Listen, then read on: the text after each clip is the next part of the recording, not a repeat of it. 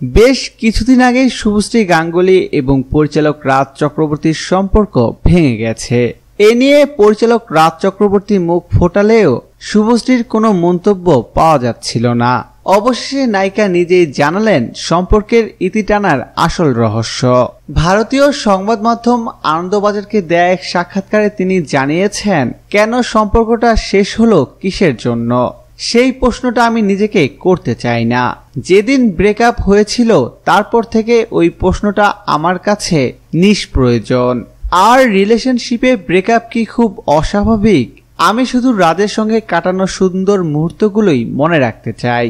আর যে খবরগুলো বাইরে রটেছে, ও আমাকে বাড়ি থেকে বের করে দিয়েছে, আমি গায়ে আগুন দিয়েছি, এগুলো বাজে খবর।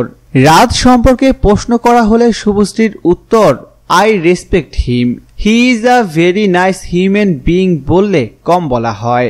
He is an amazing person. আমরা খুব পজিটিভ ভাবে আমাদের সম্পর্কটা শুরু করেছিলাম, পজিটিভ নোটে সেটা শেষ করলাম। প্রিয় দর্শক, ধন্যবাদ ভিডিওটি দেখার জন্য। নিত্য নতুন এক্সক্লুসিভ সব খবর পেতে এখনই সাবস্ক্রাইব করুন এইচডি ওয়েবসে।